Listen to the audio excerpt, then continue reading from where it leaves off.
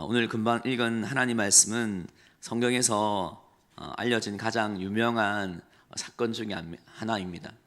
교회를 다니지 않더라도 이런 이야기 누군 한 번쯤 다 들어보았던 성경의 그런 내용입니다. 지상 천국과 같았던 에덴 동산에서 발생한 일, 뱀이 찾아와서 사람을 유혹하는 선악과 사건을 들을 때마다 많은 사람들이 이렇게 생각합니다. 저도 고등학교 때 그런 생각할 때가 많았어요. 왜 하필 하나님이 선악과를 만들어 갖고 사람이 실패하게 타락하게 만들었을까? 만들지 않으면 얼마나 좋았을까? 하나님은 다 아셨는데 왜 이 선악과를 만드셨는가? 그런 생각을 해볼 때가 있었습니다. 그리고 많은 사람들이 그렇게 하면서 하나님을 원망할 때가 있습니다. 여러분, 이 선악과 사건은 우리를 실패하기 위해서 만든 하나님 만드신 그런 나무, 그 열매가 아니라 이 선악과를 통해서 우리는 우리가 어떤 존재인지를 분명히 알 수 있습니다. 여러분, 우리는 하나님과 같은 존재가 아닙니다. 우리는 하나님의 형상으로 지어져서 할 수 있는 것도 많이 있지만 해야 안 되는 것이 있는 존재라고 우리에게 말씀은 분명히 말씀하십니다. 해야 될 것과 하지 말아야 할 것이 있는 존재, 우리의 행복과 우리의 자유, 우리의 안전은 모든 것 다 할 때 주어지는 것이 아니라 하나님 말씀에 순종할 때 주어지는 것임을 성경 전체는 우리에게 말씀하시고 들려주시고 기억하라고 하시는 것입니다. 그러나 그때도 지금도 사탄은 유혹합니다. 먹지 말라고 했냐 정말?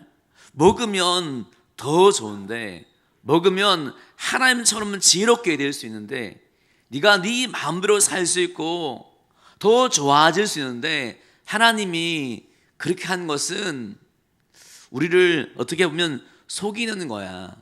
네 마음대로 살아. 네가 네 인생의 주인이 돼. 그러면 정말 행복하다. 이렇게 사람을 유혹하는 것입니다. 지금도 무신론자들, 하나님을 안 믿는 사람들은 이렇게 주장합니다. 버스 광고판에 영국계는 이런 글귀를 붙이고 다녔습니다. 아마도 하나님은 없다. 이제 걱정을 멈추고 당신의 인생을 즐겨라.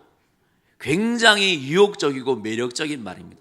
야, 하나님 때문에 그래 우리가 죄책감 가지고 너무 인생이 피곤했는데 하나님을 제외하면, 하나님을 생각하지 않고 내 마음대로 즐기면 그때 그게 참 인생일 수 있겠구나. 사람들에게 그렇게 마음에 유혹을 주고 그렇게 한다는 거예요. 여러분, 정말 내 마음대로 사면, 내 욕구대로 되면, 내가 원하는 대로 환경이 펼쳐지면 인생이 정말 행복하고 의미 있고 후회 없는 인생이 될 수 있을까요? 성경에서 그렇게 살았던 사람들의 기록이 있습니다.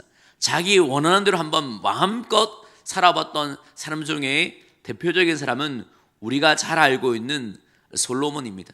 절대 권력과 능력으로 모든 것을 다스렸던, 지혜도 뛰어났던 사람, 1000명이나 되는 부인도 둔 사람, 원하는 것 모든 것 집도 만들고 건축물도 만들고 자연의 환경도 다 바꾸고 머리가 뛰어났기 때문에 온갖 지식을 다 추구해봤던 사람, 오늘날 하면 수십 개 수백 개 정도의 박사학위를 가진 사람, 그 사람이 마지막에 야 정말 하나님 없이 내 중심대로 살아봤더니 인생에 정말 행복하다, 후회 없다, 이게 진짜 인생이다, 이렇게 고백했을까요? 하나님 없는 인생은 이렇게 고백할 수밖에 없는 것입니다. 전도서 1장 2절 말씀 한번 띄워주시면 우리 한번 같이 한번 읽어보겠습니다. 전도서 1장 2절 말씀입니다. 시작. 전도자가 이르되 헛되고 헛되며 헛되고 헛되니 모든 것이 헛되도다. 여러분 보십시오. 이 솔로몬의 고백입니다. 마음껏 내 욕심대로 원하는 대로 내가 주인 되어서 다 살아봤더니 야 인생이 복되다는 것이 아니라 허무하다. 그렇게 살아봤는데 인생이 별 의미가 없더라, 이렇게 되는 거예요. 지금은 TV에 인기가 정말 너무 많은 사람, 돈이 많은 사람, 권력 있는 사람, 인생의 마지막에 야 정말 행복하더라, 인기가 사람을 책임지더라, 권력과 명예, 돈이 나의 삶을 행복하게 하더라, 이렇게 고백하는 사람이 없는 거예요. 인생이 허무하고 허탈하고 뭔가 마음과 심령에 채워지지 않아서 술과 마약과 온갖 쾌락을 다 추구해 봤지만 채워지지 않는 거예요. 그러면 다른 것을 더 좋은 것을 추구해야 되는데 중독되어져서 늘 어둠 속에 헤맬 수밖에 없는 상태가 우리 자신인 거예요. 성경에서 하나님 없이 한번 잘 살아보자 했던 시대가 있는데 그 시대는 사사기라는 시대입니다. 그 시대는 정말 행복한 시대였을까요? 사사기 21장 25절 말씀 한번 같이 읽겠습니다. 사사기 21장 25절 말씀입니다.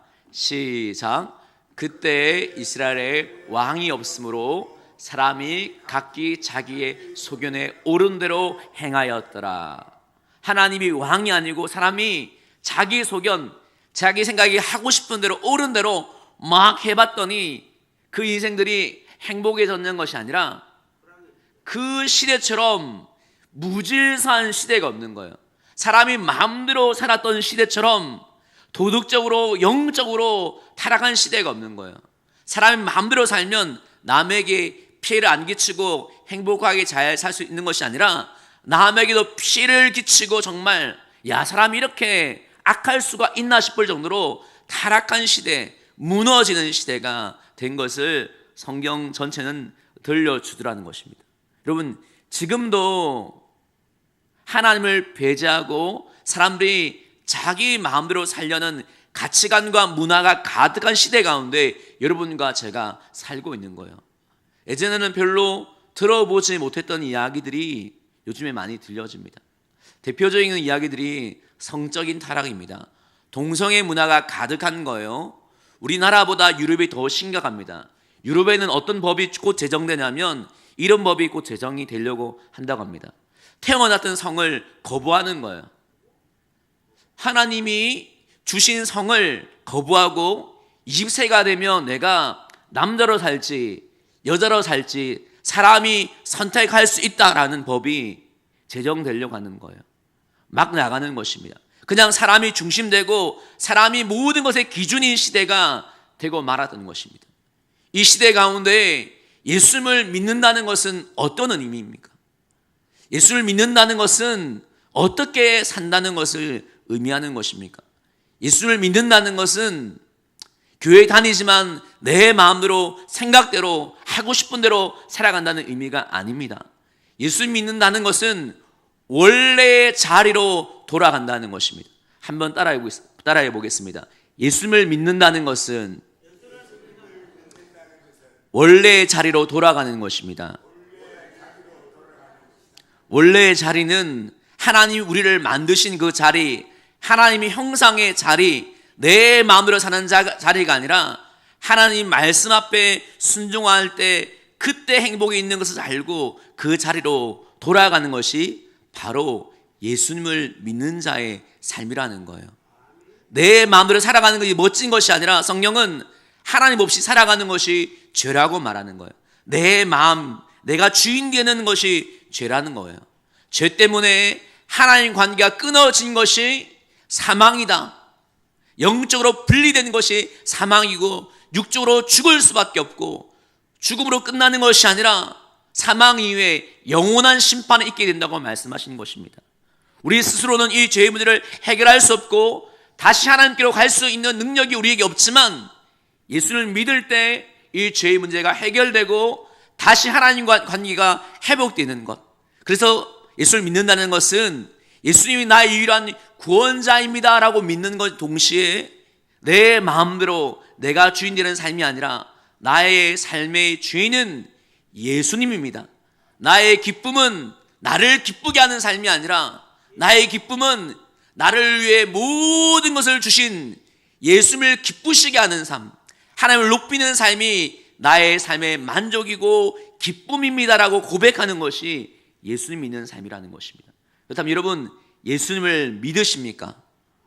여러분의 삶의 주인이 누구입니까? 누구를 기쁘게 하기 위해 살기 위해 여러분은 그 중심에서 어떤 선택들을 하고 있는 것입니까?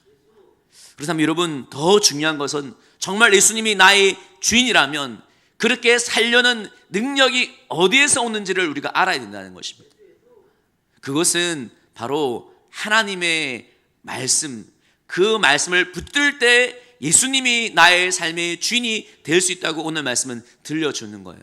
사단이 유혹할 때 그것을 먹으면 행복하게 된다, 불순종하면 하나님처럼 될 수 있다, 그것이 인생의 가치라고 유혹했을 때 만약에 아담과 하와가 하나님의 말씀을 붙들고 아니야, 하나님의 말씀에는 먹지 말라고 해서 먹으면 죽을까 하노라가 아니라 죽을 수밖에 없고 망할 수밖에 없어 하나님의 말씀을 붙들었다면 사단이 유혹하던 것을 거절하고 말씀 붙들고 순종할 수가 있었던 것입니다. 예수 믿는 삶은 하나님의 말씀을 붙들고 살아가야지 정말 예수 믿는 자의 삶이 되어지는 거예요. 여러분, 그렇다면 하루에 얼마나 하나님의 말씀을 붙들고 살아갑니까?